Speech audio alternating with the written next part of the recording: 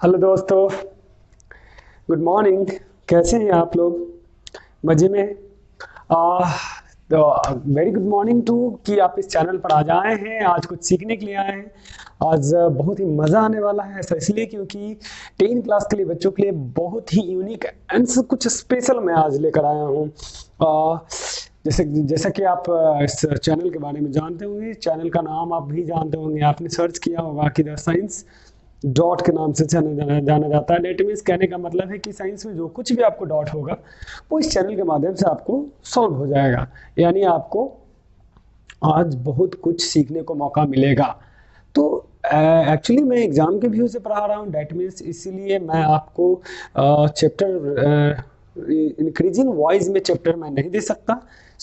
मैं आपको सबसे पहले ऑर्गेनिक केमिस्ट्री का IUPAC नोमेनक्लेचर से मैं स्टार्ट कर रहा हूँ। आप कमेंट करना जो भी आपको केमिस्ट्री में, फिजिक्स में, आपको दोनों सब्जेक्ट में दिक्कत है तो आप कमेंट करना, मैं आपको उस पर टॉपिक पर वीडियोस बनाता जाऊंगा और आपका कॉन्सेप्ट क्लियर होता जाएगा। तो जल्दी से शुरू करते हैं नोमेनक्लेचर्स को। तो सबसे पहले चैप्टर है क्या और ये आया कहाँ से, तो नोमेनक्लेचर क्यों हम पढ़ा रहे हैं वो सबसे पहले कॉन्सेप्ट में है, वो सीख लेना सबसे पहले कि नोमेनक्लेचर्स क्या है और क्या कॉन्सेप्ट में है, तो वो देखिएगा सबसे पहले। तो कॉन्सेप्ट में आपको है यानी कि ऑर्गेनिक केमिस्ट्री, यानी कि कहने का मतलब है carbon, carbon and its compound. हम हिंदी भी बताते चलेंगे आपको, इससे दोनों आपका सही हो जाएगा। हिंदी और इंग्लिश, मेरा मेन मकसद है कि आपका हिंदी भी सही करना और इंग्लिश भी सही। कार्बन एवं उनके यौगिक, राइट, यानी कार्बन एवं उनके यौगिक में आपको पढ़ना है IUPAC नेम। IUPAC नेम या नोमेनक्लेचर बोलते हैं। इसका मतलब क्या होता है? Indian international union for applied pure and applied chemistry होता है इसका फुल फॉर्म, यानी international union for pure and applied chemistry होता है। तो इसका हम समझते हैं, इसका मतलब नोमेनक्लेचर का मतलब होता है इंटरनेशनल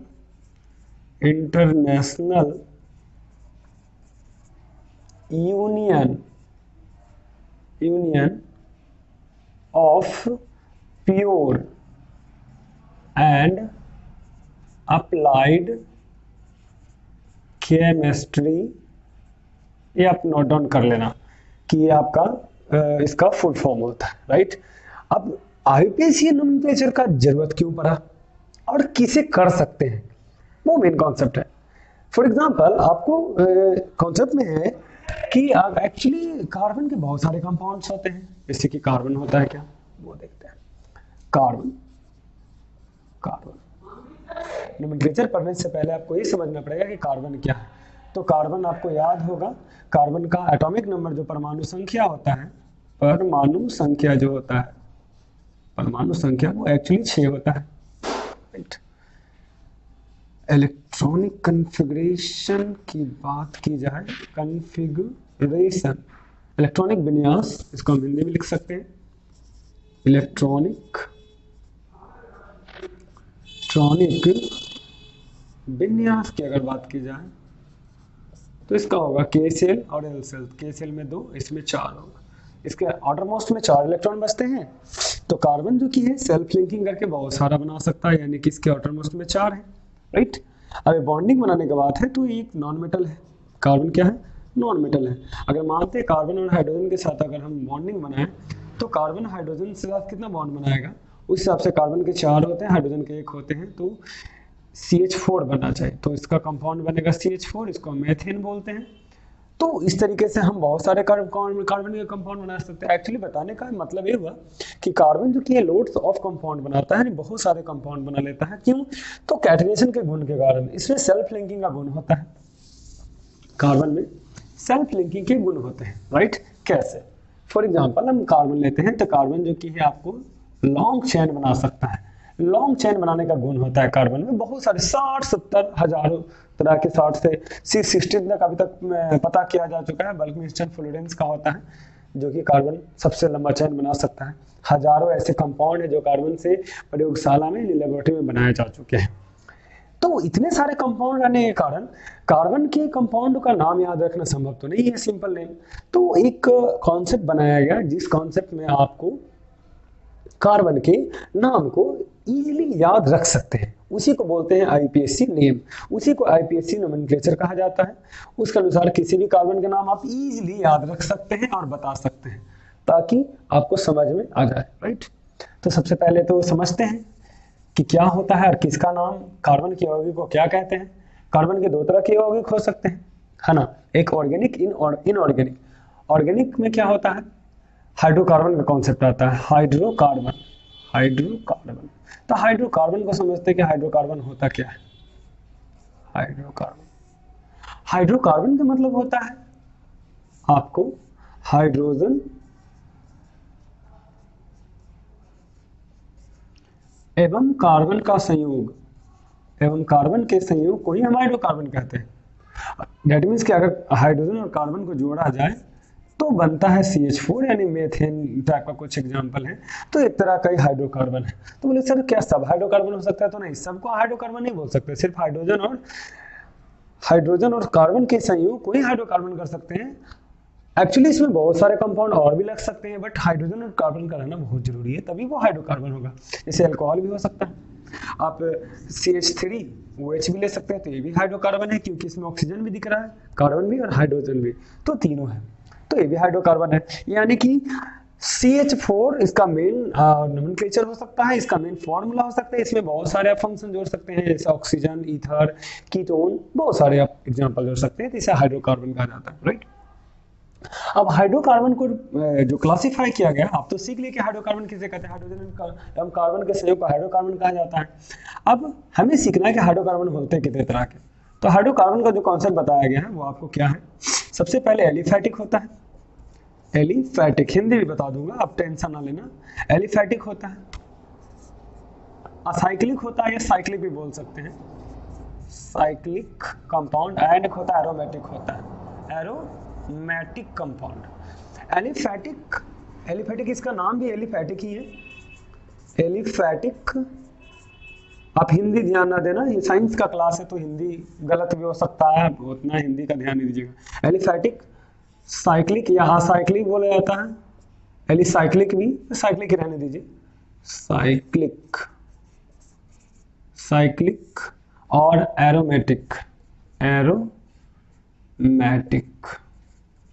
एरोमेटिक कंपाउंड है, यानी तीन वर्गीकरण दिए गए हैं, एलिफैटिक, साइक्लिक एंड एरोमेटिक। अब समझते हैं कि एलिफैटिक क्या होता है। तो एलिफैटिक में आपको दो तरह के एग्जाम्पल दिए जा सकते हैं। एक आता है संतृप्त हाइड्रोकार्बन,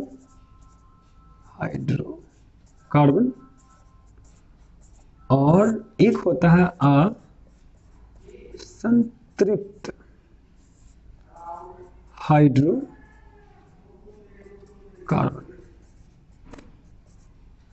अब इसे पहले सीख लेते कि तो संतृप्त में क्या होता है। संतृप्त में सिंगल बॉन्ड होता है, यानी एक बॉन्ड, सिंगल यानी एकल बंधन कह सकते हैं, राइट। असंतृप्त में दो तरह का कॉन्सेप्ट आता है, एक डबल बॉन्ड और एक ट्रिपल बॉन्ड। अब कॉन्सेप्ट में आता है कि एकल बंधन को क्या कहते हैं। एकल बंधन को कहा जाता है एल्केन। जो कार्बन एकल बंधन से जुड़े एल्केन बोलते हैं, और डबल बॉन्ड को कहा जाता है एल्कीन। इधर से, या एल्कीन उधर से भी हो सकता है, नहीं उधर से लिखे, एल्कीन, यस। और इसको एल्काइन,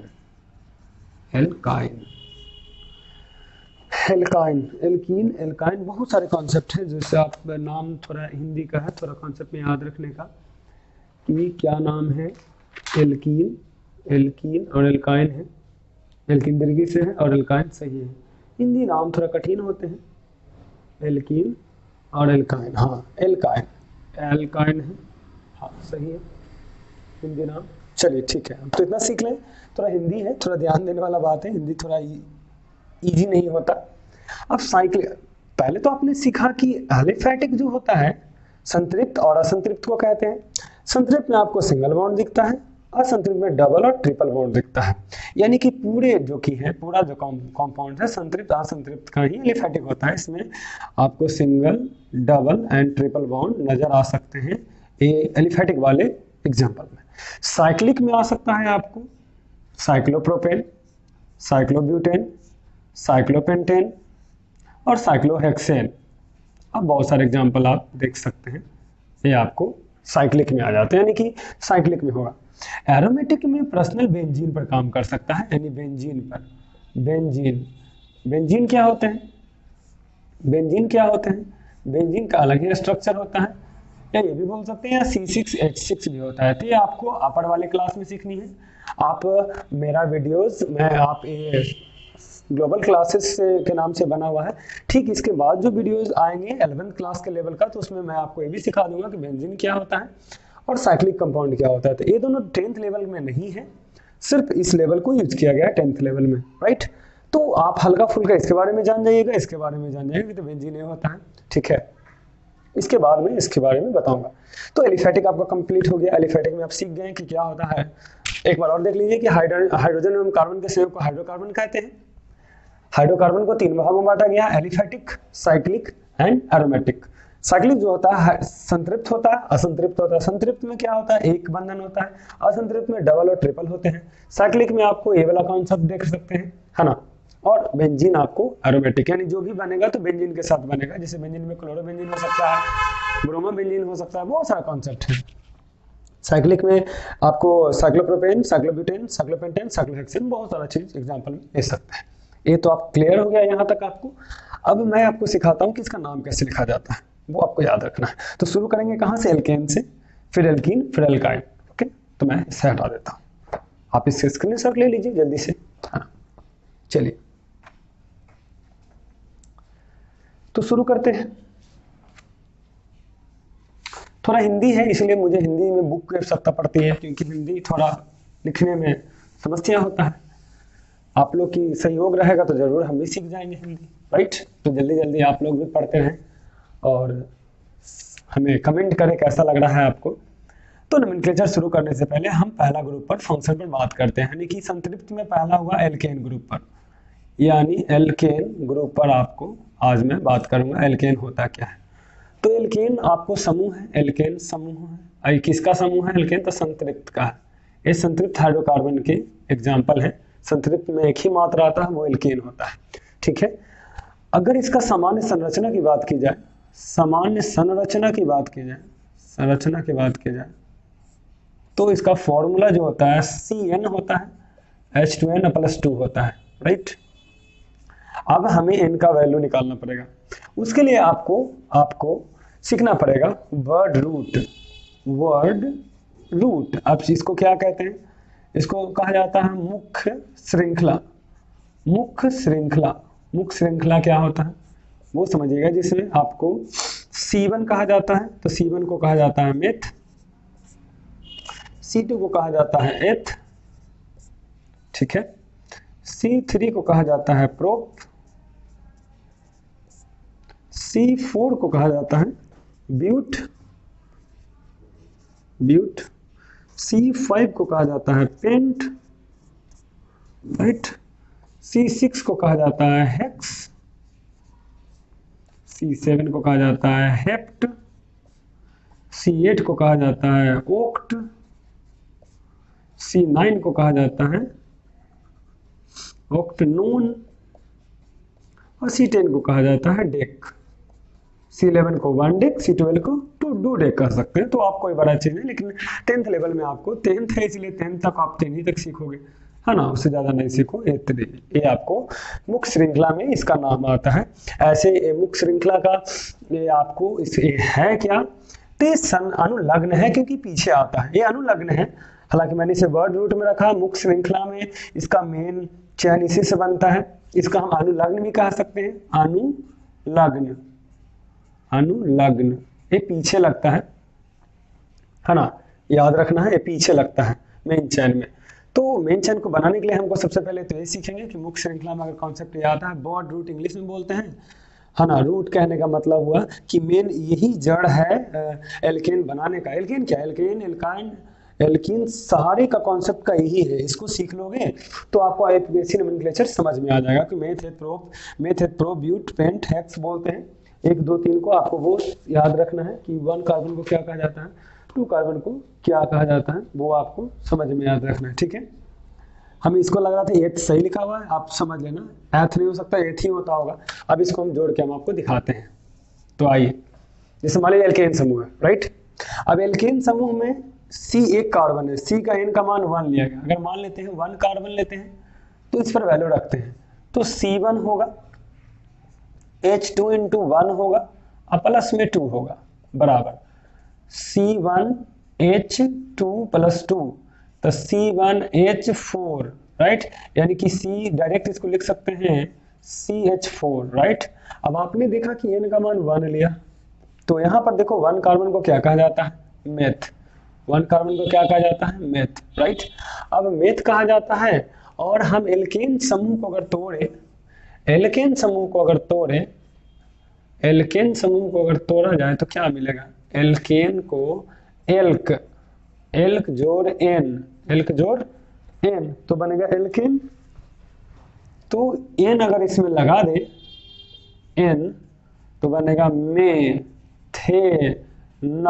मेथेन, इसी को कहते हैं मेथेन।